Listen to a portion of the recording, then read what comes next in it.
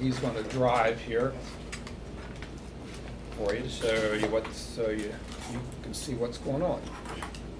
Hey guys. Hey there. So yeah, when I first started this, I wanted to just build a tool that would be, easy to use. Like you just have a map, you see your locations, you circle it, click a button, there it goes. After I got into it, I realized that it was going to be much more than just that. So instead of developing, just a tool, I've kind of developed an entire system to do this. So I'm just going to show you how that works. So this is called Mud Connect. And what this does, it'll keep track of all the boil water notices that we've had. It'll, well, let me start off first. Is the left column on there is going to be, it'll be blocked out, so this isn't being advertised online, so you won't see all these customers here. But what this will do is just track all the notices that we've sent out, and it makes it very easy to send out notices. So if we were to send out one, we would just click here on boil water advisory. We would create a new advisory,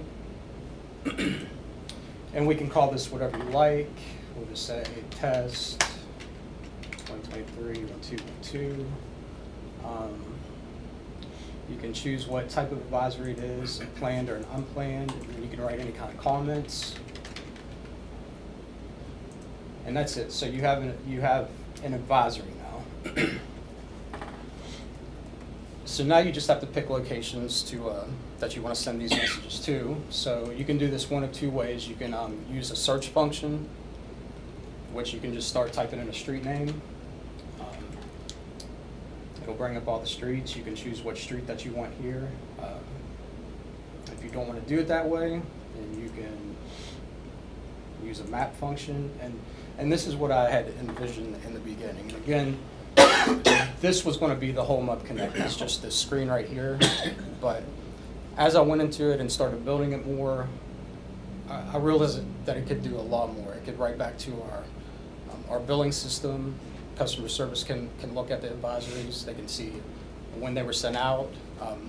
It'll capture like opt-outs. Somebody types stop, don't want these anymore. It'll capture that, and they'll all be able to see that in the customer system. So this is the easiest way to choose one. And what we did, we just made up some fake accounts.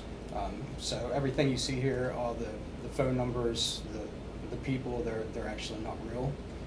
So we'll just take a section here, and that's basically all you do. You just draw a box. You just hit S to save it. Brings up all the locations. At this point, you can delete them if they don't need to be there, or whatever the case may be. And then you save it.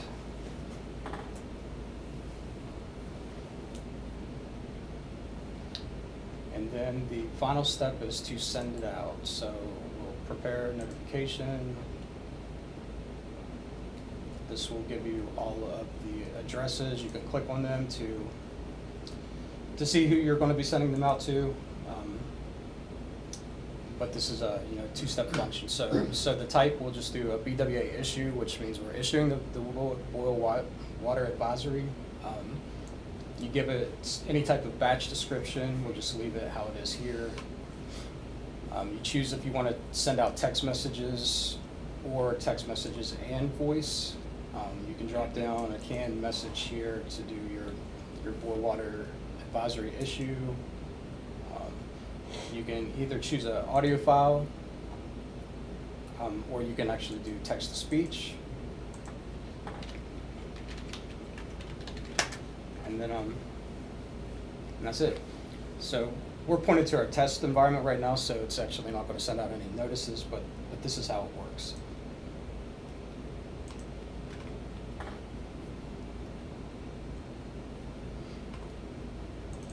So it will start sending out the messages as it scrolls on the screen here.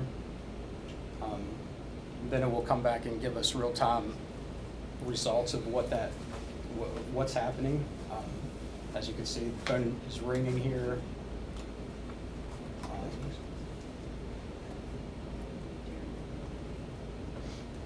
And I coded to throw some errors every once in a while, but obviously it didn't do that this time. But if there's a bad phone number, or if it tries to send a text message to a voice line, then it'll throw an error, and you can see what that is. And again, this will all write back to the customer card in our billing system. Any customer service agent can look this up and see what's going on. So that's sending it out. And then once you do that, you can see here that we've issued the BWA. It kind of just makes it nice to, sometimes we get 5 of these a day and keep track of them, see what we're doing. Then to lift it, you'll just basically do the same thing. You just you choose your advisory, you go to notification and prepare.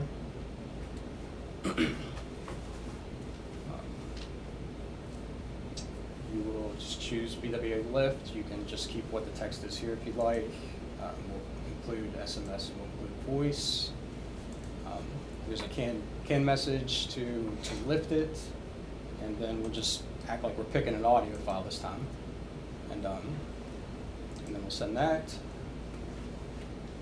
And test, and that's it.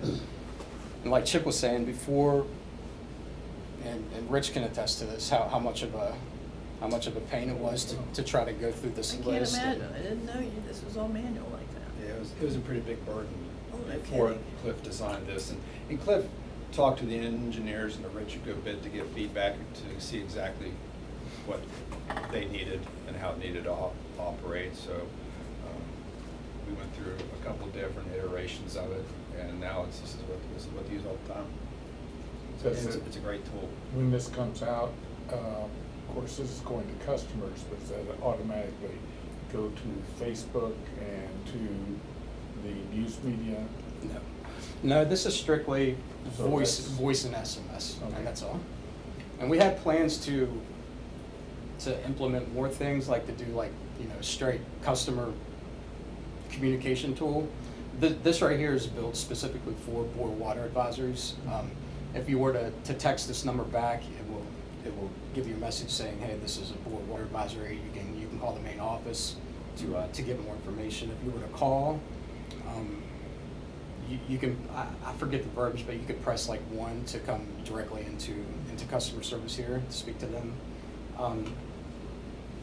But yeah, it has potential to be much more. One of the things that we're going to add in the future, we do, along with these boil water, notifying customers, we have requirements to notify other people as well, state agencies and things like that. So we have to send out emails to all of those folks to whenever this occurs. And so eventually we're going to build that into this system where it'll send those notifications straight from the system. And that's not in there yet, but that's probably the next step, is to be able to do that all in one place. Does it cover cheap view? I'd say so. Mhm. Yeah. Yes, it does. Okay. Yeah, it does. As long as you're a customer and you're in the system. Correct. You're in our billing system. And you saw that map. That map showed when he pulled the map up initially, all those black dots, those are customers. So one nice thing about it too is when you send it out and when you left, it writes back to our billing system. So if the customer does call in, a CSR can see that right on that customer's account that we did send out a call, what time it was. If it just rang or left a voicemail, it tells what kind of a message, what kind of call it was.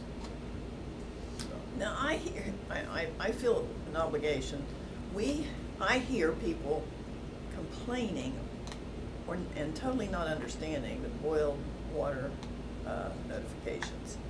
And some people have the impression that, we've got horrible water, why do we have these all the time? This is terrible, what's the matter with MUB?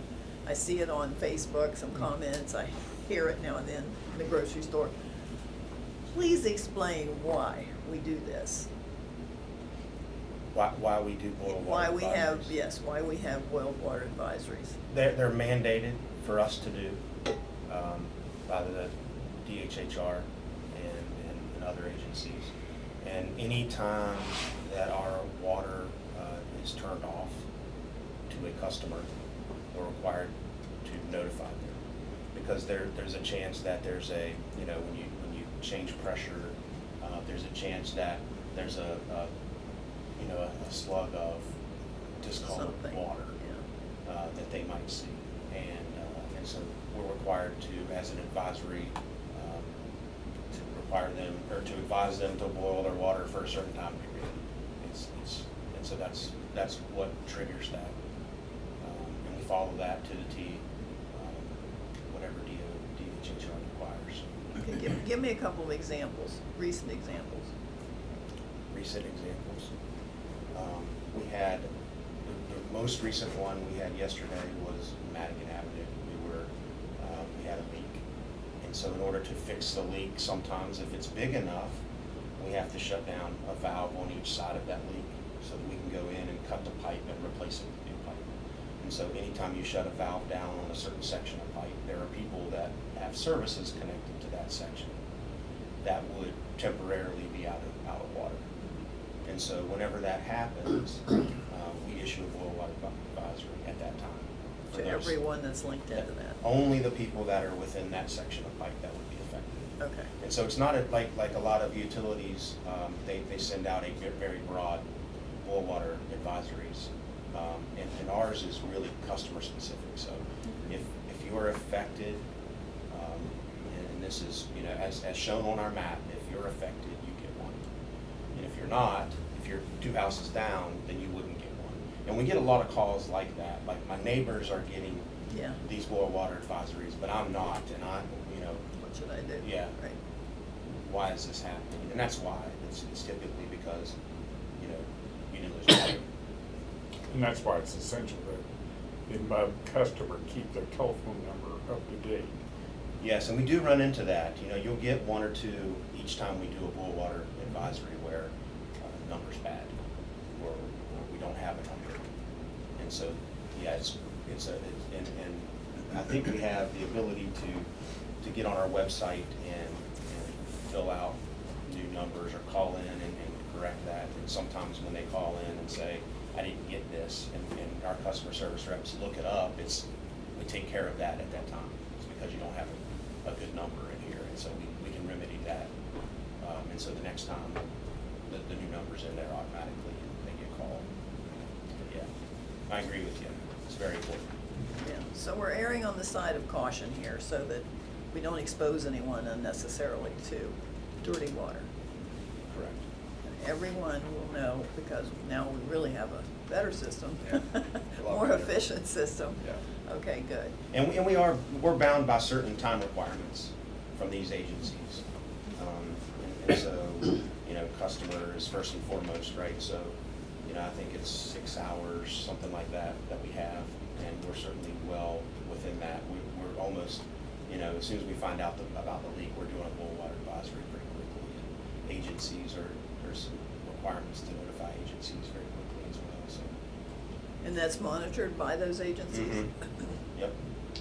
As we get into winter, do we tend to find more system breaks during very cold periods, or does it happen on a consistent basis year-round? I would say it's the change. Mhm. If it gets cold and then warmer and then cold, I think that's probably harder on older pipes Mhm. than it is, you know, a constant cold. Right. And so we typically find a lot of them right as it first gets cold, Mhm. and then maybe right towards when spring happens. Would How there- long does Go ahead. how long does the boil water advisory usually last? Typically, it's 24 hours, so it had, the sample when it goes, so as soon as the water is turned back on, we are required to take a sample of it and run it through there's a set time of 24 hours. So you have to keep that sample for 24 hours before you can read it as good or bad, positive or negative. And so after 24 hours, our lab looks at the sample, and if it's negative for any bacteria or whatever they're checking for, then we're allowed to release it and lift the boil water. And if for some reason it should happen to show something, then we're required to flush and go out and take another sample, which would then have to sit for another 24 hours before we could lift the boil water advisory. It's rare. It's rare that anything ever shows up in a lab sample, but that is a requirement that we do every time. Can a customer check their own phone, go into the system and check to see if their phone's updated correctly with what you might have on record, or does that have to go into the CSR Well, call center? when the text message goes out, there is a link right in that text message that you can click, and it'll bring us back to the website, to our MUB website, that they can fill out a form, and that comes right back into our CSRs, that they can update their, if they want to add their spouse or somebody else to that call list. We have a spot for a couple of people. So to ask the question about, do I have the right number? That's probably not automatic, you'd have to call in. But if you wanted to fill that form out, regardless of But whether, if my number's wrong, I won't get the form, right? you could go to the website and fill out the form right now Oh, with your yes. correct number. Yeah, it's Yes. right here. Yep. But if you want to add your grandparents or your daughter or somebody, put that in there too. Correct. On the form. Yes. Click on that link. Yes. Okay. All right. Anybody else got any questions? I'm excited about this. I Oh, think yeah. your engineers are probably really excited about It really this. has cut down on the time that we have to spend on each one. This is certainly a great tool. How long's it been in place? It's a great one. 2 years, I believe. Working It'll out be the 2 years kinks. in January, that's It's when not- they mandated. It's it. not active yet though, right? Oh, it is? Yes, Th- we- this- because we've this sent out system about. is? Yeah, Okay. we've sent out about 17,500. Because you said messages. test, so I guess you were just testing. This is That our was test just for July. database. Oh, just for Yeah, tonight. yeah, Didn't wanna yeah. get it rolled. Didn't want to bother anybody. Yeah. All those mob, they're playing around over That's there. right. We'll wait till about 1 in the morning. You're right. Okay, good. So, seems to be working, got the bugs out of it. Yeah. Great. Yeah, we're very pleased with it. It was a great project. It was a great team effort with Chip and his team and Rich and the our water treatment plant folks. I mean, everybody came together to make this happen. Fantastic. It was a great job. It's almost the type of system that, given our experience and our satisfaction with it, maybe we should license it to other public utilities. Or is that permitted? Really never thought about it. I'm honest, Tom. Well, I think Jeff will think about that Yeah. now.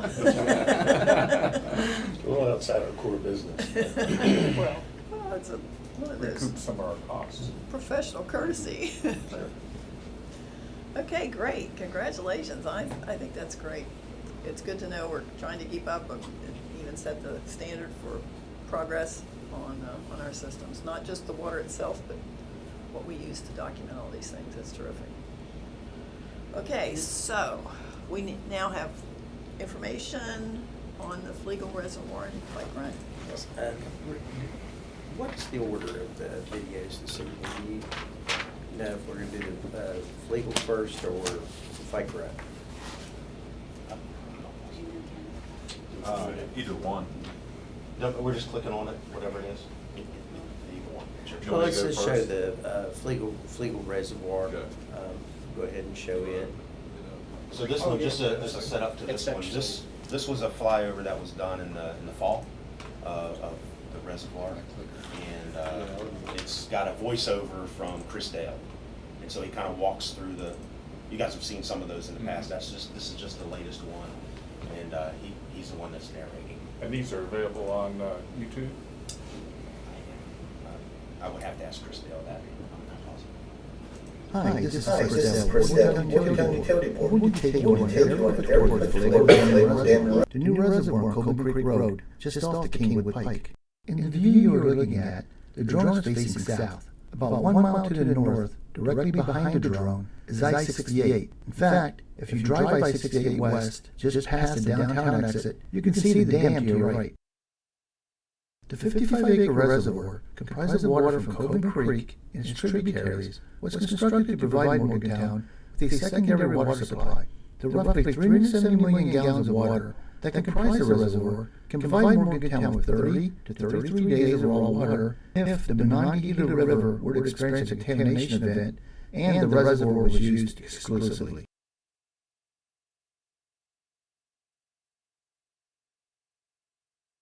Before moving forward, I'll pause the flyover for a moment to point out a few things. The road on the far left is Coben Creek Road. This road was rerouted before dam construction began. The portion of the road that forks off and travels downhill toward the dam is the original route of the road. Just below and to the right of the original road surface is Coben Creek.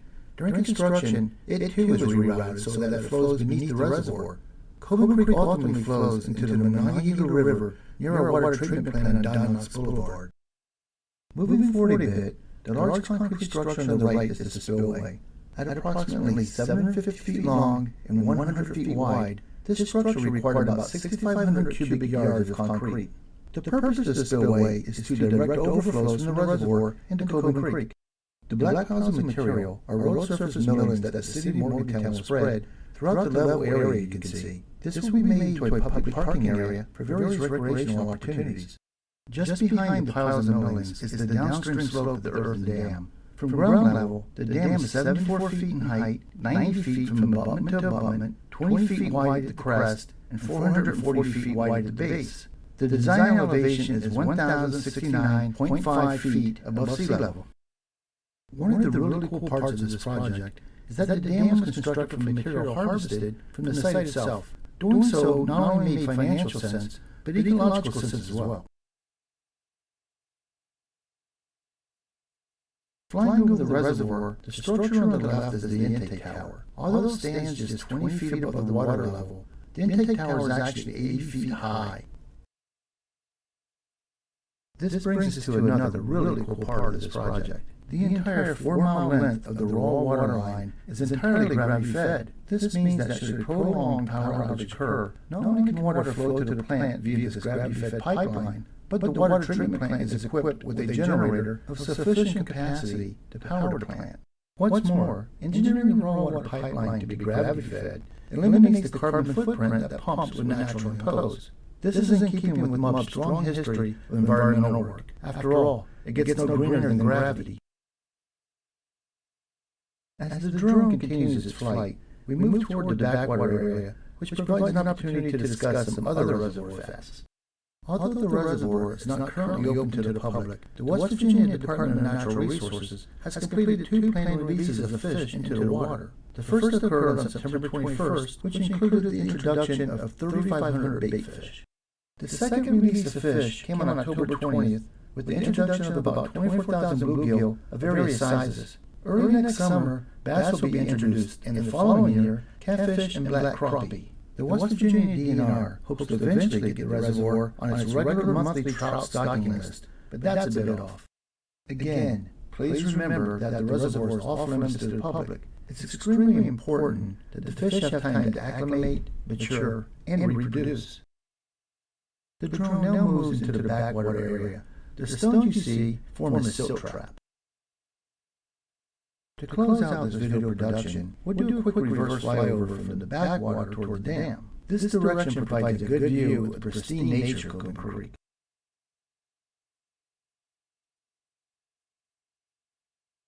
The land under which the reservoir was constructed was actually purchased in 1960 for the purpose of building a reservoir. The reservoir itself is named after the water utility's first engineer named George Flagle. It is through his vision and those of the Water Commission Board, which was the predecessor of MUB, that made construction of the reservoir possible. In fact, I'll add that the sort of vision that led to the purchase of the land and ultimately the construction of the reservoir continues with MUB today. For example, the purchase of the former Dinsmore property next to our water treatment plant demonstrates our commitment to the future as well as our community.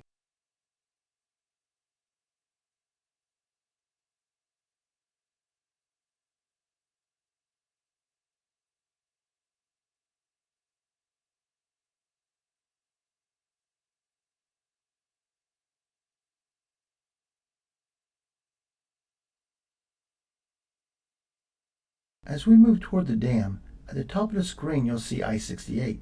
Part of constructing the raw water line that extends from the reservoir to the water treatment plant included boring beneath the freeway. We also bored beneath Greenback Road and Donuts Boulevard. This project is not just of enormous importance to our community today, it will provide raw water for generations to come. What's more, In partnership with the City of Morgantown and Bull Park, the reservoir will also serve the recreational needs of our community for decades into the future. This project would not have been possible without the commitment of our ratepayers. Thank you for entrusting us with the awesome responsibility of constructing the Flago Dam and Reservoir. Your continued support positions the Morgantown area for success now and well into the future. If you have questions, please feel free to call us at 304-292-8443, or you can send an email to mubmail@mub.org. That's mubmail@mub.org. I hope this video assisted in your understanding of this vital Morgantown Utility Board project. Thank you.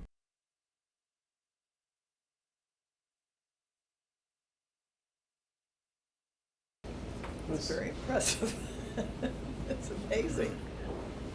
Wow. It's good that we're at the end of the project now. Very nice. The next stage is to go fishing.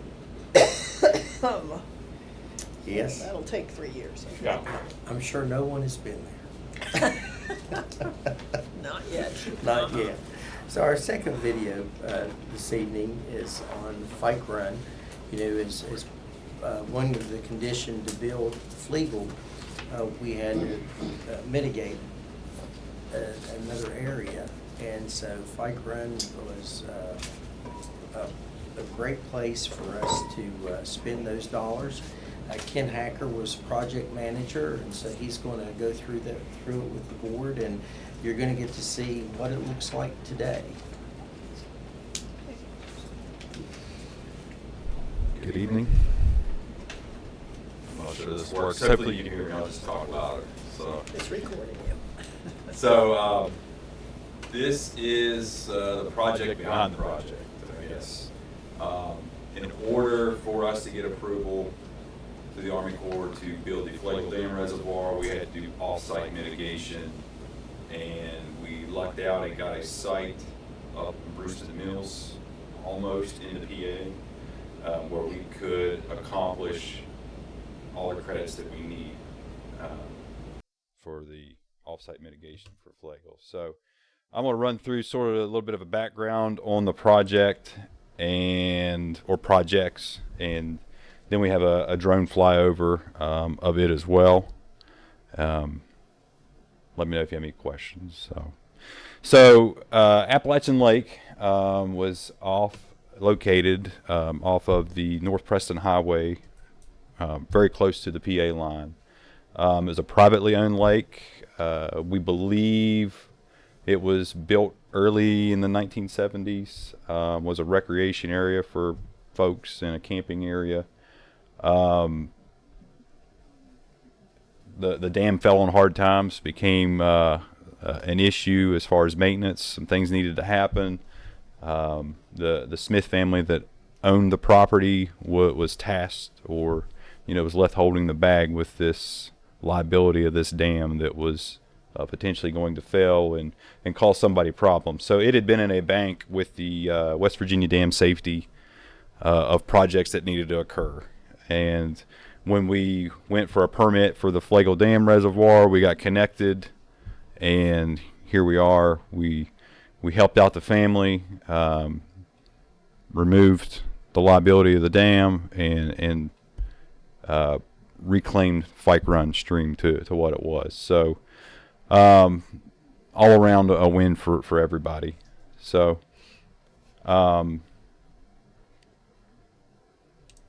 it was actually 2 contracts on our end. We had to contract the draining of Appalachian Lake and the dam removal first.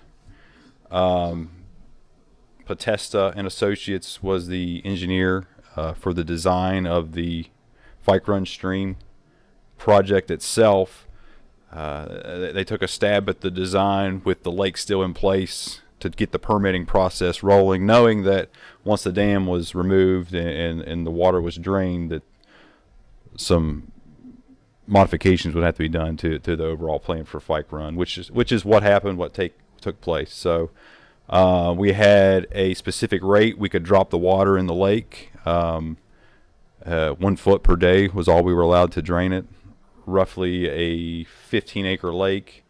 It took quite a bit of time to battle Mother Nature and rain and make some headway and get somewhere with actually getting the lake drained.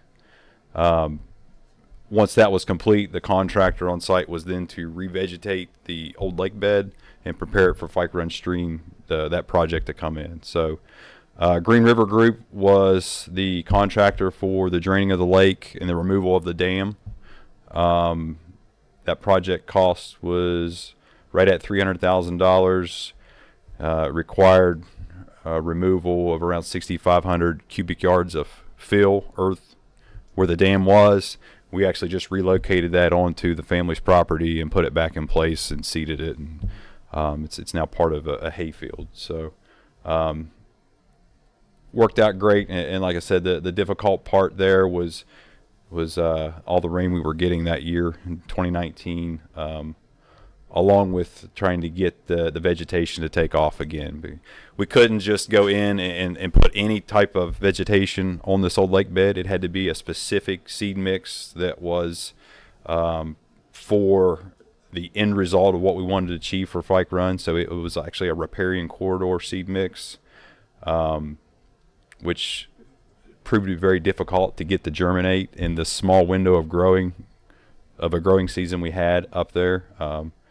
It doesn't get warm real early in the year, and it gets cold pretty quick. So we had a window of about end of June to the early October to get stuff planted in order to get it to grow. So we had some growing pains with this project. So as Green River Group finished up that project, Reclaim Company from Fairmont was the contractor for the stream restoration project, and they moved in and began work on the nearly mile-long stem of Fike Run. So this project actually spanned over 2 years. We did the grading and the major dirt work in 2020, stabilization as much as possible. Again, we were dealing with the short growing season window, and they came back in 21. Got in the permanent seed mix and put all the plants that were required in place, which ended up being thousands of plants that they planted by hand throughout this 15-acre site. So the Fike Run Stream Restoration Project was about $1.3 million price tag, which we managed to stay in budget for it. An important thing to note with this is that the area where we did this work along Fike Run, in order for it to be permitted and for us to move forward with it, it had to be entered into a permanent conservation easement. So this area, the family agreed to grant a permanent easement for perpetuity. It is to be as we build it and remain. So it's pretty neat. So benefits of the stream restoration, like I said, it allowed us to achieve, or we're still in the process of achieving, all the credits that we needed in order to build the Flagel Dam Reservoir. We removed the liability and safety issue of the old failing dam, preserved and restored nearly 5,000 feet of Fike Run. With this project, we created over 55 unnamed tributaries to Fike Run. So you can't really see it in the flyover here, but there's a lot of very small streams because it's such a wet area that go and connect. And it's actually about 40 more tributaries than what we thought were going to be there. So that added to the score credits that we obtained with completion of the project. The stream itself, we installed nearly 100 different in-stream structures within that mile. Restored wetland areas that were once below the lake level underwater are now returning to a wetland habitat and planted vegetation and trees on over 14 acres. So here's some pictures comparing. So this is during the dewatering process, looking downstream at the dam. If you can see where my cursor is, that is the old dam. This is the outlet structure. Back here is the North Preston Highway. And the old lake bed, or old water line for the lake, you can see is this line that was created by the vegetation. We have some partial vegetation in place. We would bring it down, and then we do some temporary seeding, and we bring it down some more and do some more temporary seeding. So this is roughly the same view. The dam has been removed. You can see where the stream is straight line through where the dam was, and we've got the temporary seeding that's in place that was there until we brought the Pike Run project through. Here, the drone is looking upstream during the dewatering process. The dam is still in place. We're now looking in the opposite direction. The project actually started at the North Preston Highway, and you'll see the drone fly over. We go all the way up through, circle back to the left, and end up back in the tree line back here. So it's quite a distance. You can see the green hydroseed is what's on. So this was all bare earth once we drained the lake. And then there we are, sort of the same view. Temporary seeding is in place waiting on the Pike Run project. Here's a cool little thing that Chris Dell did for us. It shows dam in place, the draining occurring to, this is a picture from September when we did a drone flyover, and you've got the structures in place, vegetation in place. Can't even really tell that there was a dam there at one point, or a lake.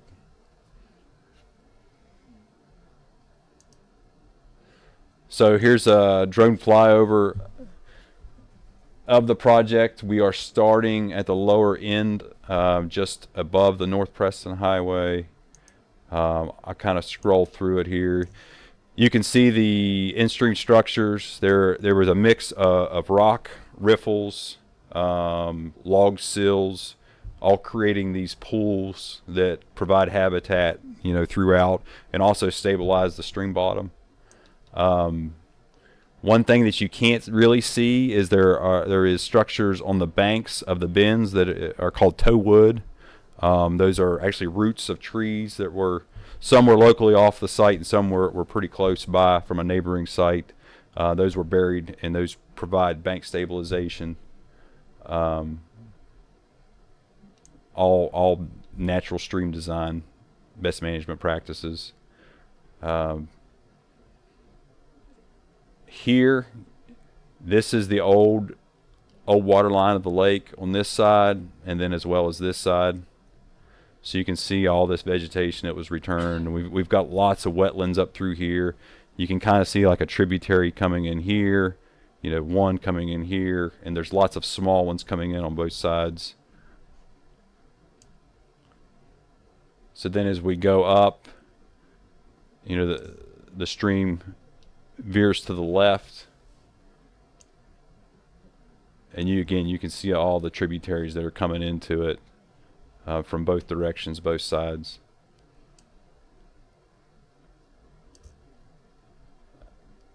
More in-stream structures. Vegetation is very thick. It's very hard to walk through, it's so thick.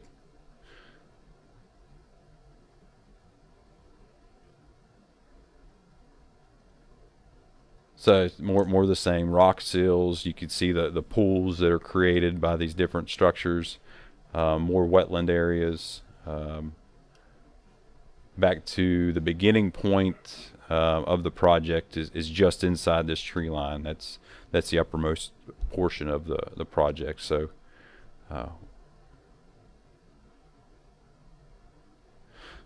So we are currently in year 2 of post-construction monitoring. That involves a lot of infield work that we have hired Potesta and Associates to do. Following that infield work each year, they have to submit a report to the Army Corps of Engineers, who then review and certify that our project is meeting the requirements, or we're towards or heading in the right direction to meet the score that we need. So we were originally permitted to have to monitor this for 10 years post-construction. After the year 1 report went out, we're pretty hopeful we can meet or exceed our score by year 5. So it could be a much quicker than was originally thought as far as getting this restored back. Any questions? 2 questions. One, personal interest. Are those streams conducive to establishment of brook trout? I am not sure. I know that they modeled this stream. Yeah, so this stream was actually modeled after a stream in Canaan.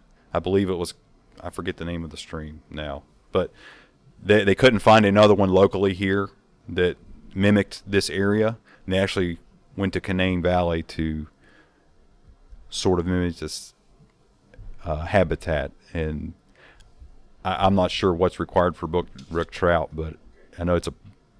Second question is, what sort of wildlife surveys were done before and after, or have they had any wildlife surveys to see if opening this up and getting rid of the water has led to enhanced habitat for certain types of species?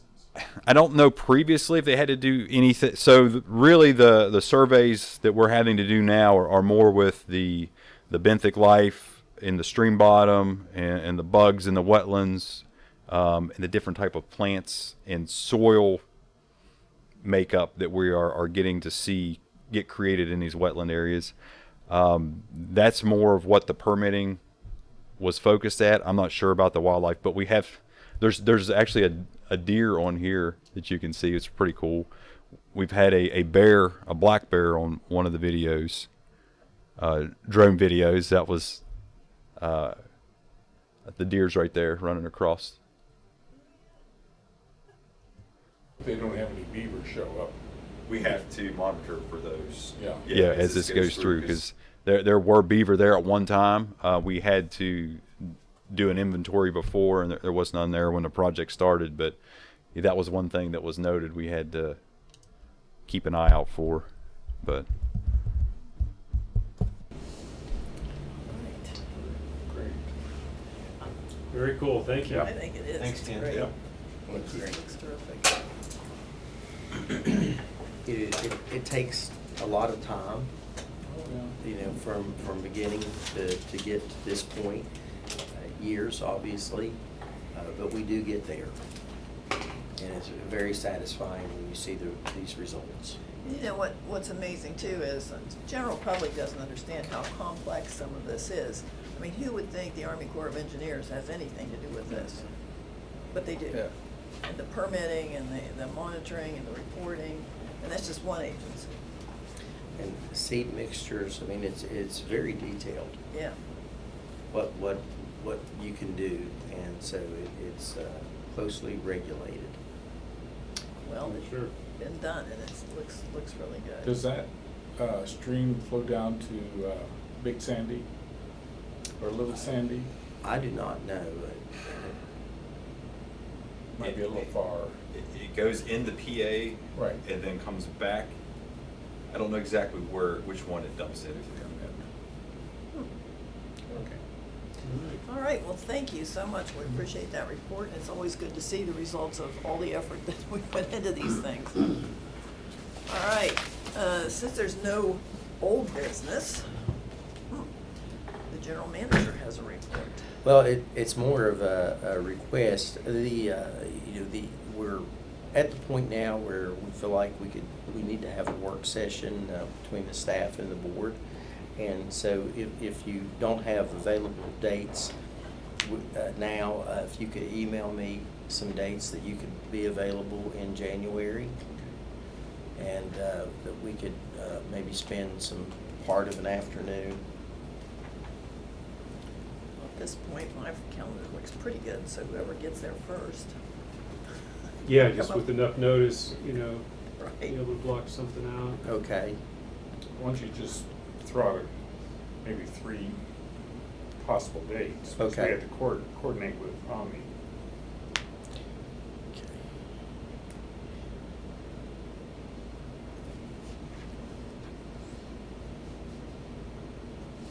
So we'll throw out some dates in for January. And that's all I had for Okay. the. We do that here, I presume? Yes, we would come here. All right. Do we have any issues, discussions from the board? No? I just, looking, go ahead, Eric. Sorry, I'd just like to thank everybody for allowing me to call in. I apologize for not being able to be there in person, but I really appreciate the flexibility and enabling me to still be present at tonight's meeting telephonically, not physically. Thank you all. Well, we're glad you could make it. Yeah, for sure. I was just gonna give a little update that I think some folks are aware of. I'd asked our assistant city manager for an update on the White Park Bridge. And, you know, it sounds like, it looks like that we are moving towards a more traditional bridge design due to the silt on the floor of the reservoir that would have been difficult to build a culvert bridge. And that the design is with HRG, that we hope potentially by the end of December to be close to having a design plan and estimate. And then from there, hopefully before the end of '24, complete the bridge connecting the 2 sides of White Park. So I appreciate everybody who's been working towards moving that towards completion, and happy to be a part as needed. But thank you all for getting it to this point. Let's get it across the line by the end of '24 would be great. Yes. Good. Thank you. Well, I just want to thank the employees and everyone on the staff of MUP for a good year. We've made some progress in a lot of areas. We've had a lot of projects and challenges, but everyone has risen to the occasion. We've gotten a lot of positive feedback from our customers, our ratepayers, as our staff goes out and does what they are supposed to do. So I just think that we need to make sure that they understand we hear about these things. We appreciate the work that everyone does. I especially appreciate the relationships that our staff build with the customers. We've gotten a lot of positive feedback about how nice they were, how easy they were to work with, how approachable, and that's all good to hear. So I did want to thank the staff and everyone involved in the work that we do for a good job. I'll Appreciate echo it. that. Thank you. Absolutely. So, do we have a motion to go into executive session? I move to convene an executive session of the Board of Directors under the provisions of West Virginia Code Section 6-9A-412 to discuss confidential matters and matters which are exempt from disclosure under the West Virginia Freedom of Information Act. Okay, do I have a second? Second. Oh, I'm sorry. We're not coming back, are we? No, As a we, public, so right. include And to adjourn. To after. adjourn the meeting after the executive session. Okay. All right, and I have a second. All in favor, say aye. Aye. Aye. Okay. Motion carries. We'll have a 5